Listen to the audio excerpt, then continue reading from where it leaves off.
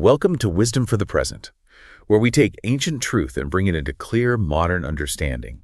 This episode uses AI-generated narration based on human-researched and written material. Right.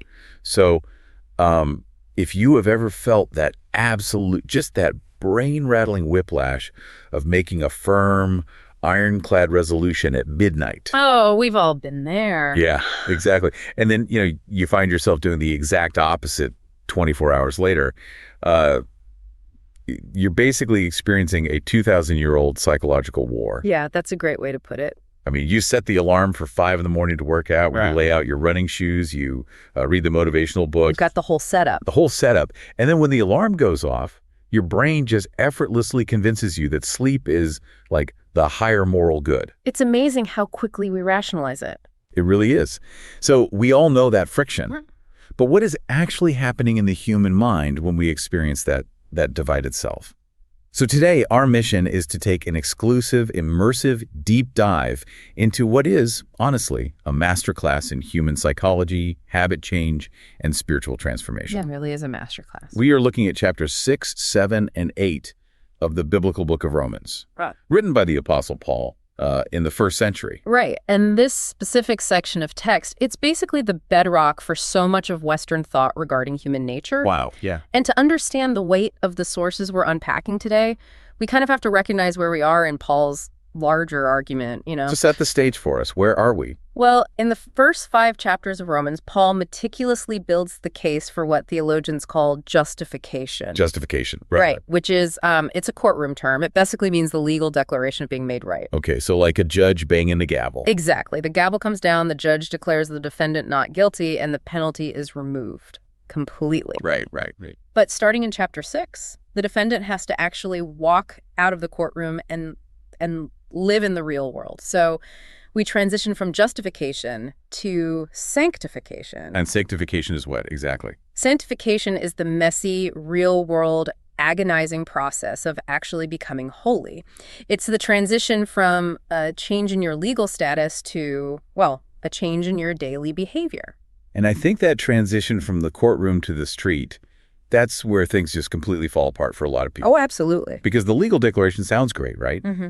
But doesn't automatically rewire your daily habits. No, it doesn't. And to understand the audience Paul is dealing with here, we really need to look at the first century Roman Christians. Right. Because this was an incredibly mixed group. Right. You had very different cultures colliding. Exactly. You had Jewish believers whose entire cultural framework was built around the law of Moses, like a vast system of rules, purity codes, dietary restrictions. Super structured. Very structured. And then you had Gentile believers coming from pagan backgrounds where, the gods were capricious and morality was often just entirely different. Yeah, completely different worldview. So Paul is trying to synthesize this group, right, by addressing a universal human problem that just supersedes their cultural backgrounds. Right. And the problem he's addressing is the sheer mechanics of change. Like, once your slate is legally wiped clean in the courtroom, how do you stop drawing the same old mistakes all over it? That's the million-dollar question. It is. Because if justification is instantaneous, why is sanctification this lifelong, difficult struggle? Right. Paul knows his audience is going to look at the concept of unconditional grace. This idea that God forgives freely, without human merit, yeah, and they are immediately going to search for the loophole. Oh, human beings are incredibly gifted at finding loopholes. We really are. If there is a system, we will find a way to hack it every time. And that brings us to the massive, dangerous obstacle that kicks off chapter 6. Right, the pushback. Yeah, Paul anticipates the pushback. And he asks this rhetorical question: shall we continue in sin that grace may abound? Which is such a wild question if you think about it. It is. Let's translate that into modern thinking for a second. Yeah. It is essentially asking, if my credit card has infinite fraud protection. Okay, yeah. And I'm 0% liable for any fraudulent charges, shouldn't I just post my credit card number on a public forum? Just put it out there for everyone. Right. Wouldn't that give the bank a wonderful opportunity to show off how great their fraud protection is? I love that analogy. Or to use a wonderful analogy from our sources, it's like asking, if the doctor has an infinite free supply of the perfect antidote, shouldn't I just keep drinking poison every morning? Oh, wow. Right. Just so we can marvel at the efficacy of the medicine. That sounds insane when you put it like that. It does. because it reveals a fundamental misunderstanding of both the medicine and the poison. And Paul rejects this idea with just absolute horror. Yeah, the text is God forbid, right? Yeah, the English translation often reads God forbid, but the original Greek, it's me, Genodo, it carries the force of a violent, visceral rejection. Really? Like how strong? Like it literally means let the thought perish, or may it never even come into existence. Wow. He's not messing around. Not at all. Paul is pointing out a logical and moral absurdity. You just cannot use the cure as a justification to keep courting the disease. Okay, but I want to push back on that a little bit. Sure. Because I think modern listeners might hear that and think, well, of course I shouldn't keep drinking literal poison. Right. But we aren't talking about poison here. We're talking about character flaws or, bad habits or moral compromises. Mm-hmm. If grace covers everything, why does it matter if I occasionally fail?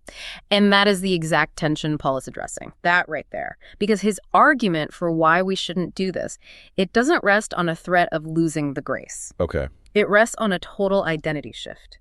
He asks, how shall we that are dead to sin live any longer therein? Dead to sin. Right. The premise is that when a person enters into this grace, a fundamental death has occurred. Your relationship to the poison has permanently changed. And to illustrate this, Paul uses the imagery of baptism. Okay, baptism, which is a concept that has been heavily sanitized in modern culture. Oh, completely. Today, we picture this polite, well-lit ceremony. There's a little bit of water, maybe an infant in a nice white gown. A professional photographer in the corner. Exactly. And a nice family brunch afterward. It feels like a rite of passage or like a social introduction. Yeah, but for Paul and his first century readers, it was nothing short of a funeral. A funeral. A literal funeral for the old self. The text says we are buried with him by baptism into death. Wow. The commentators we are drawing from, particularly Albert Barnes, point out that the act of early Christian baptism, which was full immersion in water, it vividly and physically represented a burial. Because you're going under. Exactly. You hold your breath, you go down into the darkness of the water, and you are entirely cut off from the sensory environment of the world above. You become, metaphorically speaking, a corpse. And you don't expect a dead person to respond to the stimuli of their old life. Precisely. The commentator Matthew Henry has a really brilliant framework for this. He divides this process of sanctification into two distinct phases. Right. Mortification and vivification. Yes. Mortification is the killing off, the suffocating, the burying of the old corrupt nature. And vivification is the act of rising to a completely new state of life. They go hand in hand. They have to. Henry makes it clear that you cannot have vivification without mortification. You literally cannot experience the vitality of the new life if you refuse to attend the funeral for the old one. Which is what we all want to do, right? Oh, absolutely. We want the new life, but we want to keep the old one on life support just in case. Just as a backup plan. Yeah. And Paul uses an incredibly specific term to describe the depth of this new connection. In chapter 6, verse 5, he uses the Greek word symphytos. Symphytos? What does that mean? It's fascinating because this word appears nowhere else in the entire New Testament. Not once. Wait, really? Just here? Just here. It means planted together or grown together. It's an agricultural term, a botanical term. Like grafting. Exactly like grafting. Imagine grafting a branch onto a tree. You cut a notch in the rootstock, you insert the scion branch, and you bind them tightly together. Right. And over time, the vascular cambium of the two pieces of wood literally fuse together. The branch begins to share the sap, the nutrients, and the lifeblood of the host tree. They become one organism. Right. They grow together simultaneously. So Paul is saying that believers are intimately, organically united with Christ in the likeness of his death so that they can be fused with him in the likeness of his resurrection. Wow. It isn't just a legal transaction applied to some spreadsheet in heaven. It is an organic, structural reality. Okay, but here's my issue with that. Let's hear it. If it is an organic, structural reality, why doesn't it feel like it? Because this is where the text gets incredibly difficult for anyone living in the real world. Immediately after establishing this profound mystical union, Paul introduces a practical command. He tells his readers to reckon or consider themselves dead to sin. Right, and the necessity of that command reveals everything. How so?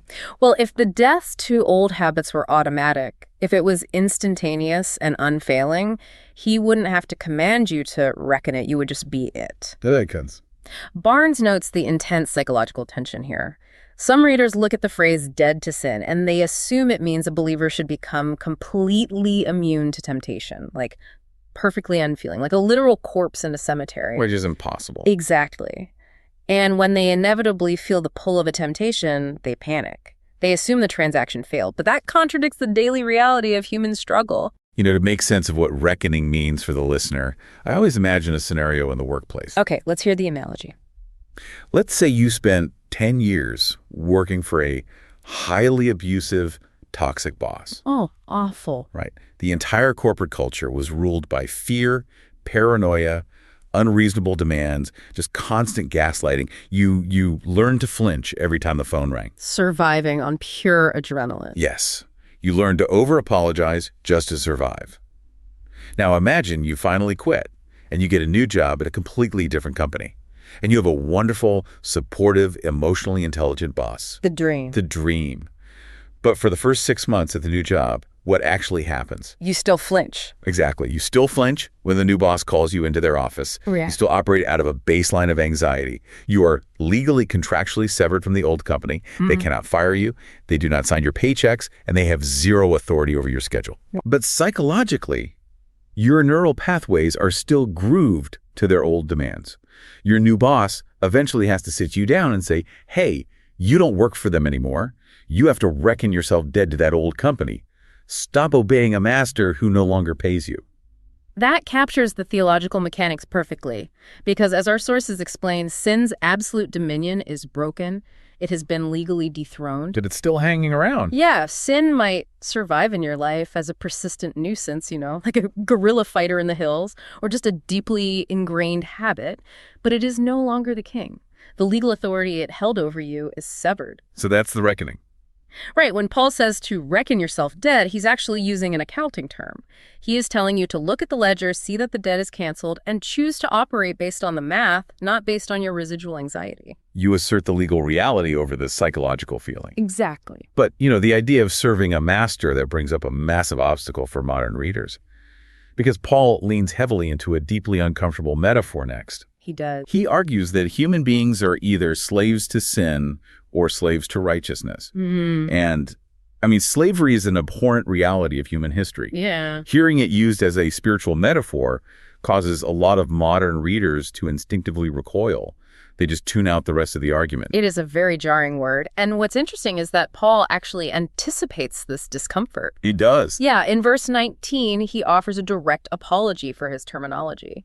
He says, I speak in human terms because of the weakness of your flesh. Oh, wow. He's acknowledging that the metaphor is harsh and it's limited, but he insists on using the absolute bonds of ancient Roman servitude to illustrate a stark spiritual binary. But why? Why not just use the word employee or follower? Yeah. Why insist on a term that implies a total loss of autonomy? Because Paul is intentionally dismantling one of the most cherished illusions of human existence. Which is? The illusion of pure independent autonomy. Ouch. Right. We love to view ourselves as completely free agents, the captains of our own souls, just floating in a neutral space where we make completely unbiased decisions. We really do like to believe that. But Paul is arguing that this neutral space does not exist. Humans are never truly independent. We are always yielding to, shaped by, and serving a master narrative. Wow. You are either yielding your members, meaning your time, your physical body, your mental bandwidth to the algorithms of sin, which predictably lead to death, or you are yielding them to the pursuit of holiness, which leads to life. That is a harsh pill to swallow for a culture built on hyper-individualism. Very harsh.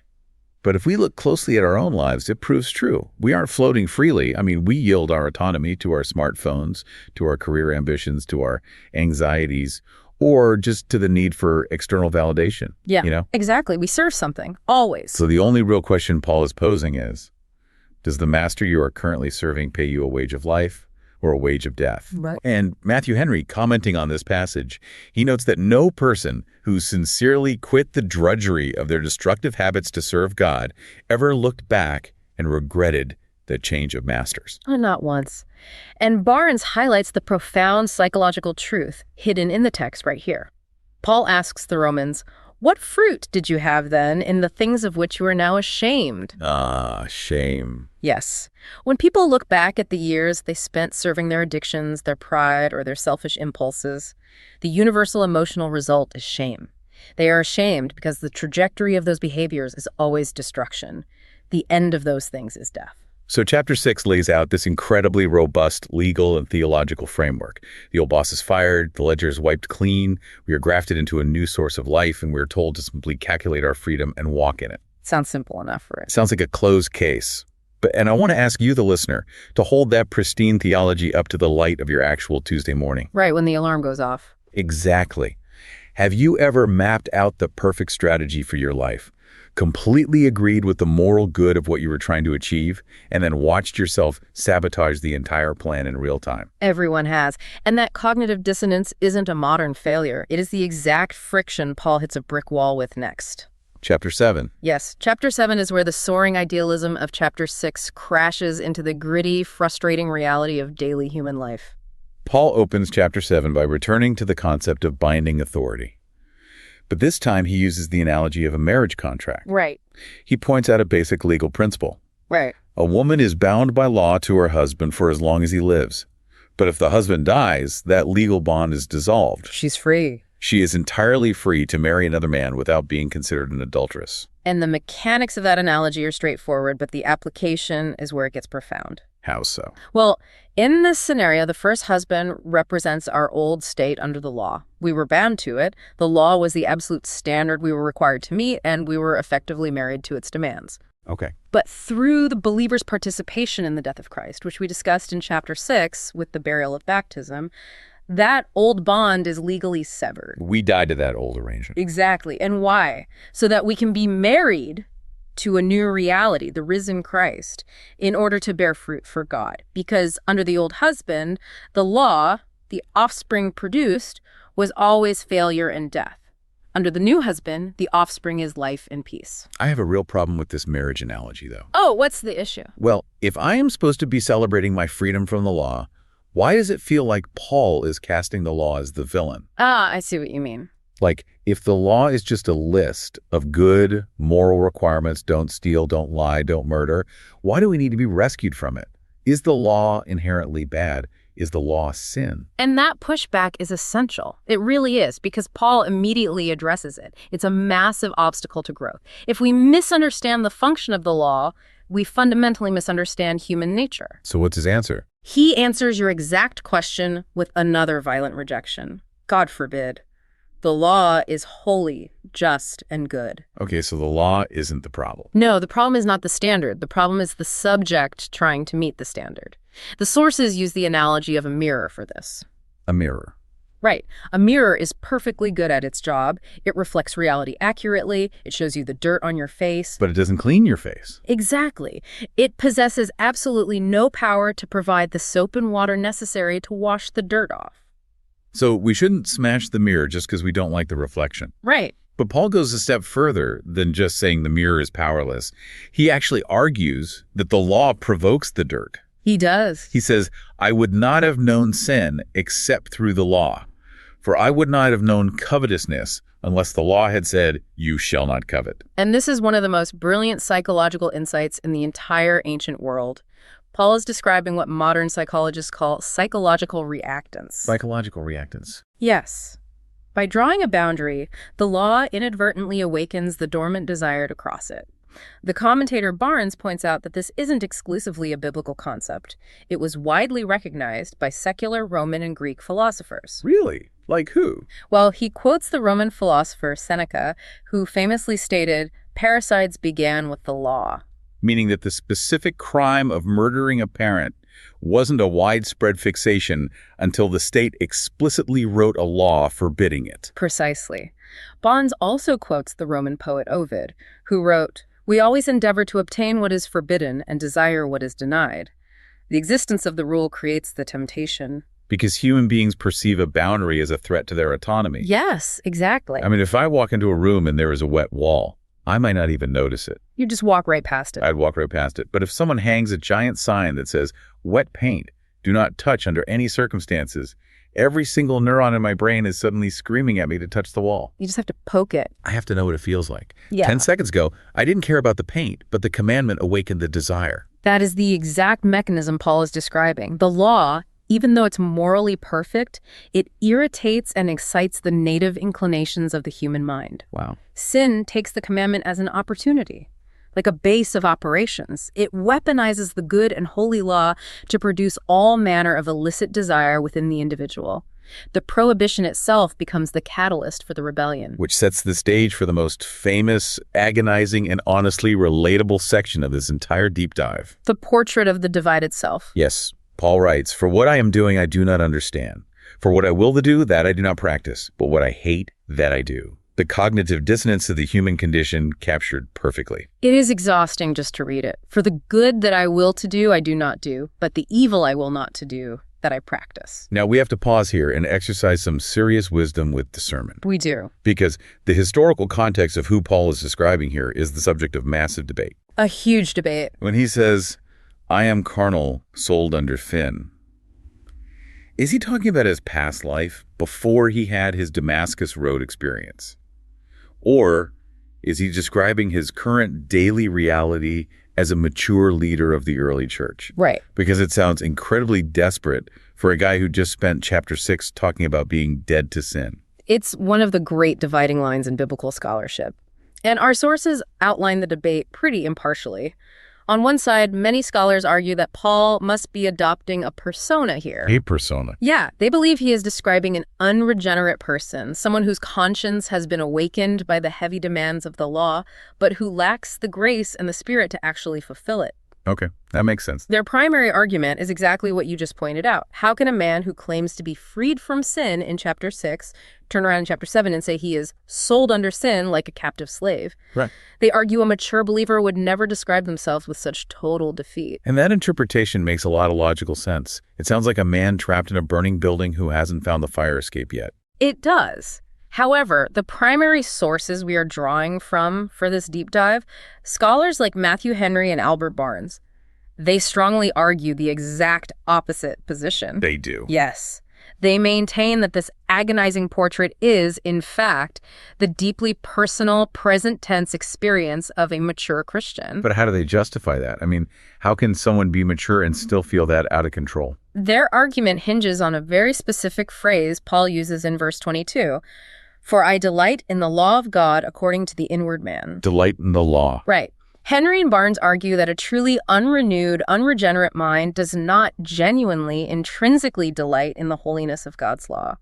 An unregenerate person might fear the consequences of breaking the law, or they might, appreciate the social order the law provides, but they do not delight in its pure spiritual demands. The very fact that Paul is in such agony over his failures proves that his core desires have been transformed. Oh, I see. It is precisely because his mind is renewed that the friction is so intense. Exactly. I think of it like walking around a room in the dark. If the lights are off, you don't see the dust on the furniture, you don't see the stains on the carpet, and you just think the room is perfectly clean. Ignorance is bliss. Exactly. But if you throw open the blinds and let a massive beam of bright sunlight into the room, suddenly you see thousands of dust motes dancing in the air. Everywhere. Everywhere. The room didn't suddenly get dirtier when you open the window. Your capacity to see the dirt simply increased. That analogy perfectly illustrates Matthew Henry's commentary. Henry points out that the more grace a person acquires, the more acute and painful their awareness of their own remaining corruption becomes. Wow.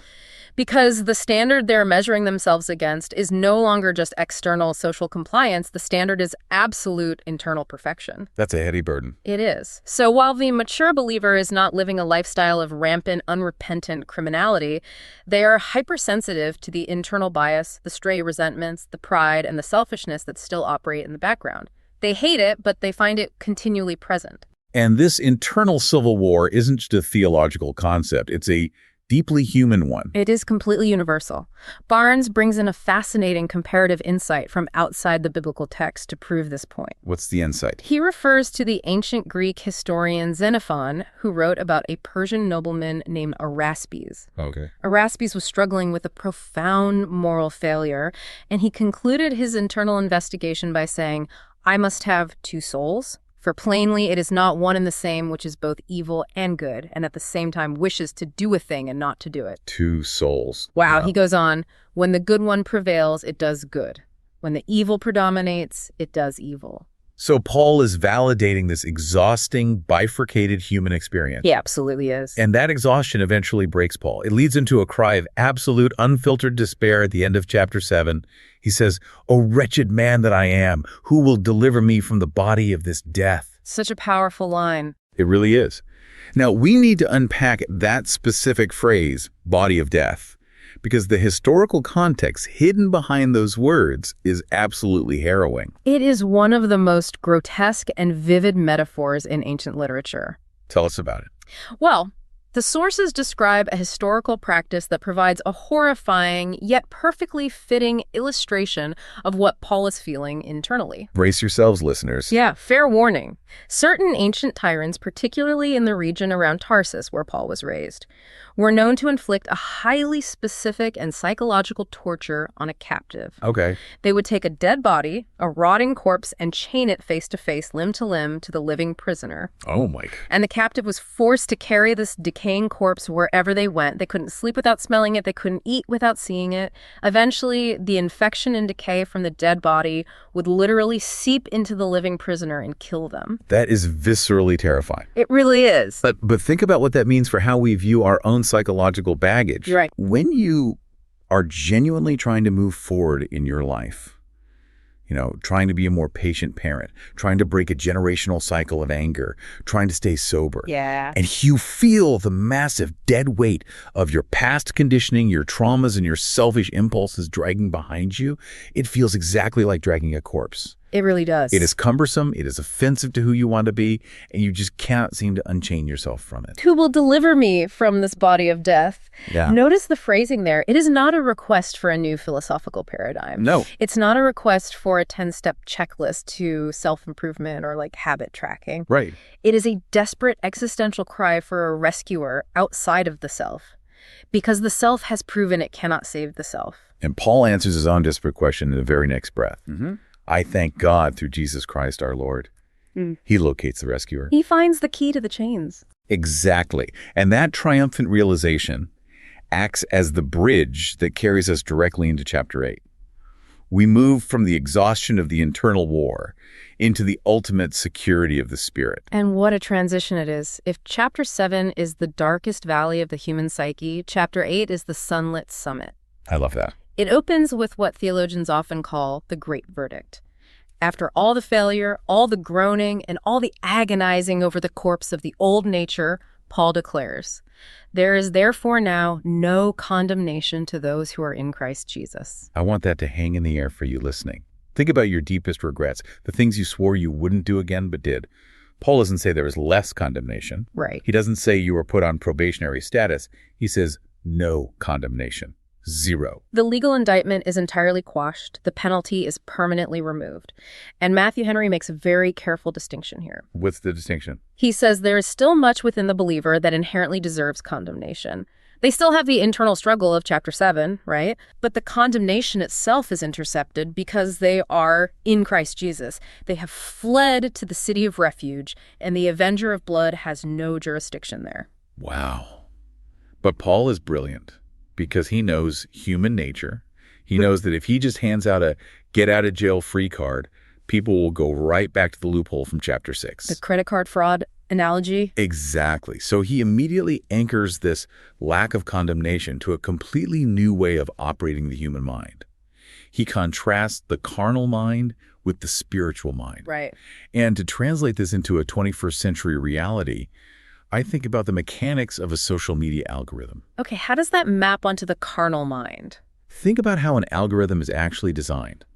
Whatever you click on, whatever you linger over, whatever you comment on the algorithm, takes note of your attention and aggressively feeds you more of that exact same material. It's a feedback loop. It's a massive feedback loop. If you are constantly clicking on outrage, political vitriol, and comparison traps, your feed quickly becomes a customized nightmare of anxiety and anger. Oh, definitely. Your mind is savoring the flesh, as Paul puts it, and the algorithm of your life feeds you the natural result: stress, broken relationships, and death. But if you consciously tune your algorithm, if you click on grace, truth, patience, and beauty, The system feeds you life and peace. That is a highly effective modern translation, because Paul is very stark about the reality of the carnal mind, the mind set on the flesh. He doesn't sugarcoat it. Not at all. It is not just mildly opposed to God. It is not just indifferent or distracted. The text explicitly states that the carnal mind is enmity against God. Enmity. Yes. Enmity means active, fundamental hostility. The unrenewed human ego is deeply threatened by the sovereignty of God because the ego wants to be its own master. Wow. Barnes notes that the carnal mind and the law of God are as irreconcilable as light and darkness, or as irreconcilable as absolute falsehood is to absolute truth. So it's not a matter of just tweaking the old algorithm or adding a few positive affirmations to a fundamentally hostile operating system.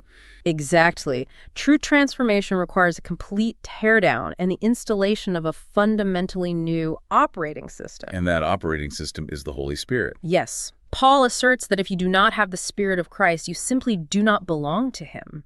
The Spirit is the active agent who empowers the believer to put to death the deeds of the body. The willpower that failed so spectacularly in chapter 7 is replaced by the Spirit's power in chapter 8. Which brings us to the core wisdom of this entire section, the spirit of adoption. Paul sets up another contrast here. He compares the spirit of bondage to the spirit of adoption. Right, and the spirit of bondage is essentially the default way humanity relates to the divine. How so? It produces fear. It treats God as a harsh, unpredictable taskmaster, and the human being lives in constant terror of making a mistake and incurring wrath. It is the anxiety of a replaceable employee trying to appease a tyrannical CEO. That sounds exhausting. It is, but the spirit of adoption fundamentally rewrites that relational paradigm. He uses the specific word Abba. Abba, Father. Yes, Abba is an Aramaic word. It is a term of profound familial intimacy, respect, and deep affection. Like Papa. Exactly. It's the equivalent of a child saying Papa or Daddy. Interestingly, it is the exact word Jesus himself used when he was agonizing in the Garden of Gethsemane. Oh, wow. I didn't know that. Yeah. And to fully grasp why Paul uses this concept, we have to look at the mechanics of Roman adoption law in the first century, known as aggregatio. Aggregatio. Okay. How did that system work, and why is it so crucial to understanding Paul's point here? So in Roman law, the head of the family, the paterfamilias, held absolute power over his household, even the power of life and death. Seriously. Life and death. Yes. And if a person was adopted into a new family, the legal process was exhaustive. The adoptee's old debts were legally and completely erased. Wiped clean. Wiped entirely clean. They were severed so thoroughly from their Oid family tree that they had no legal obligations to their former life. They were given a new name, a new identity, and most importantly, they became a full, legally recognized joint heir to the new father's estate, entirely equal to any biological children. Think about how that reframes a person's entire relationship with the universe. It changes everything. If you grasp that you are adopted by the Creator, you are no longer a frightened slave, tiptoeing around hoping the master doesn't notice your flaws. You have a permanent seat at the table. Your old debts are legally eradicated. You're a joint heir. You are a joint heir with Christ. That realization completely rewires how you handle failure. A slave hides their failure to avoid the whip. A son or daughter confesses their failure to restore the relationship. That is a profound shift in identity. But Paul is a realist, and he doesn't want his readers to think that adoption means an exemption from pain. Right. He adds a sobering condition. We are joint heirs with Christ if indeed we suffer with him, that we may also be glorified together. Because being a part of the family doesn't make you immune to the tragedies of the world. Far from it. But Paul performs a sort of divine cosmic calculus to deal with this suffering. Cosmic calculus. I like that. He writes, "For I consider that the sufferings of this present time are not worthy to be compared with the glory which shall be revealed in us." The Greek word he uses for consider or reckon implies a deliberate mathematical conclusion. So he's weighing them out. Exactly. He has placed the agony, the persecution, and the grief of the present on one side of the scale, and he has placed the promise of future glory on the other, and the future outweighs the present infinitely. And it is not just human beings who are suffering in this equation. Paul broadens the lens to a staggering degree here. He starts talking about the physical world itself experiencing cosmic groaning. Yeah, this is one of the most fascinating ecological and theological passages in the text. What does he say? Paul says that the earnest expectation of the creation eagerly waits for the revealing of the sons of God. The sources explain that this refers to the physical, material world, the animate and inanimate creation. All of nature. Yes. Because of the fall of humanity, the physical world was subjected to futility or vanity. It is currently in a state of bondage to corruption and entropy. And you look at the world today, natural disasters, cellular decay, diseases, the entire food chain being predicated on violence and death. It's all broken. The physical world is fundamentally fractured. It is in a state of profound pain. But the Greek word Paul uses for groaning implies a very specific type of pain, the extreme, agonizing pain of childbirth. Wow. Not just random pain. Right. The world isn't just dying and winding down into a cold, dark void. It is in labor. It is groaning, eagerly waiting for humanity to be fully redeemed. Because when the children of God are finally glorified, the creation itself will be liberated from its bondage to decay. The material world will be renewed. And we groan right along with it. We certainly do. We inhabit these decaying bodies, we deal with chronic illness, aging, and fatigue, and we groan waiting for the final redemption of our bodies. Yeah. But while we are in this waiting room of history, while we are groaning, Paul gives us an incredibly practical and intimate piece of comfort. He does in verse 26. Yes, he says, the Spirit helps us in our weakness because we do not know what we should pray for as we ought. And I want to ask you, the listener, if you have ever been in a place where the pain or the confusion was so deep that language completely failed you. Oh, definitely. You know, where you were so overwhelmed by grief or anxiety about the future or just the sheer exhaustion of living that when you tried to articulate what you needed from God, nothing came out but a sigh or a tear or a groan. I think anyone who has lived long enough has been exactly there. You sit in the dark and you just don't have the vocabulary for the ache. Paul says that in that exact moment of linguistic failure, the Spirit himself intercedes for us with groanings which cannot be uttered. That is so beautiful. The Spirit takes our wordless grief, our inarticulate sighs, and translates them into perfect prayer that aligns flawlessly with the will of God. Because the Spirit translates our wordless grief, we don't have to perform our way into peace. We don't have to string together the perfect theological sentences to be heard. Right, the pressure is off. And that removal of performance anxiety is the bedrock for the ultimate psychological safety net Paul builds next. This is the grand finale of chapter 8, what theologians refer to as the golden chain. The golden chain. It is an unbreakable sequence of divine logic. Break it down for us. Paul starts with a sweeping premise in verse 28. And we know that all things work together for good to those who love God, to those who are the called according to his purpose. All things work together for good. Notice carefully what he does not say. He does not say that all things are good. Right. A cancer diagnosis is not good. Betrayal is not good. Exactly. He says all things work together for good. It is like the ingredients in a complex medicine. Well, one ingredient might be highly toxic on its own. Another might be incredibly bitter. But when they're blended together in the exact right proportions by a master physician, they cure the disease. That makes perfect sense.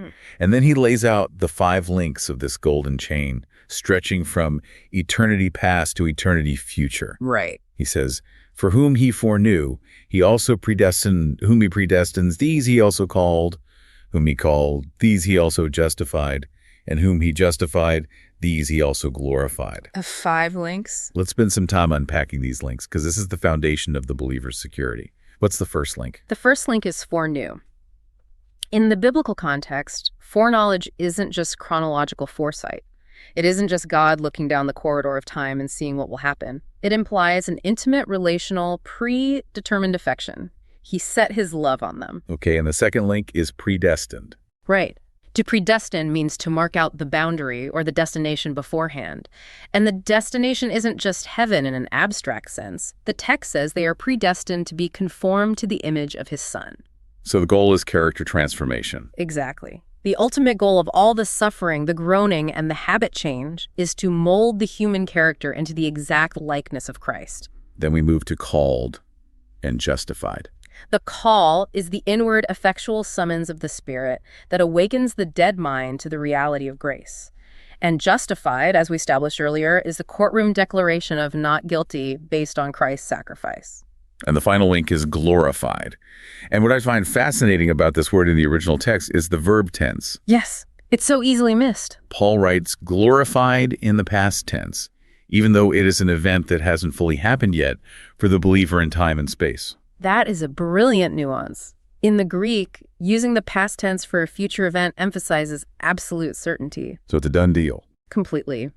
In the mind of God, because the chain is forged by divine power and not human willpower, the final glorification of the believer is so spectacularly certain that it can be spoken of as if it has already occurred. Wow. If God started the work, he will finish it. None of the links can break. And Paul concludes by listing the most extreme, terrifying conditions a human being can face.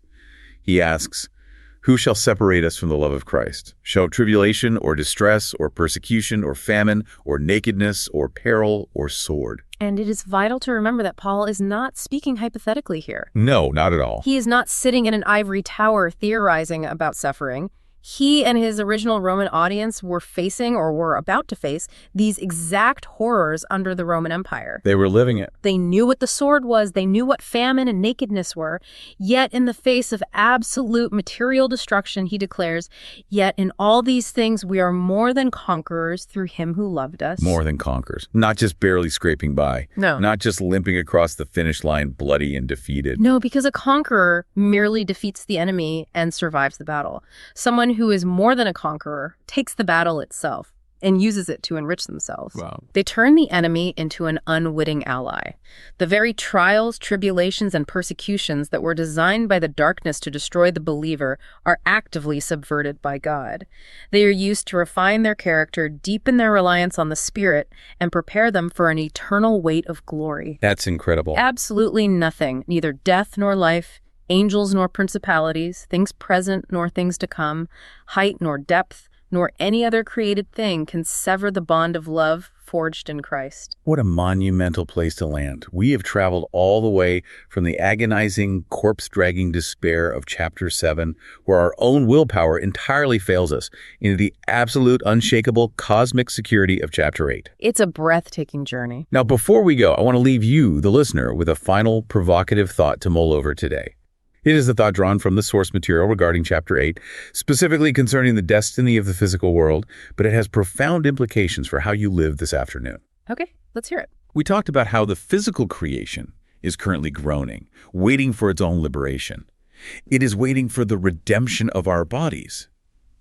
Think about what that implies for a moment. Right. The physical world around you and the physical body you inhabit right now are not disposable. They're not merely temporary, embarrassing biological shells that you were going to shed so you can escape into some floaty, ethereal, disembodied afterlife on a cloud. Which is how a lot of people view it. Right. But if the physical creation is going to be liberated, restored, and refined into a new earth, then your physical body and the material world you interact with every single day hold profound eternal significance. Matter matters. Yes, your body is a future temple of glory waiting for its final, magnificent redemption. Matter actually matters to God. It's a huge paradigm shift. So the question I leave you with is this: how does that theological reality change how you treat your own physical body today? How does it change how you view your health, your habits, and the physical earth you walk on, knowing that none of it is destined for the cosmic trash can, but rather for a spectacular, unimaginable renewal? That's something to think about. That's the heart of this section. This is Wisdom for the Present, where understanding leads to clarity, and clarity shapes how we see and live. We'll see you in the next episode.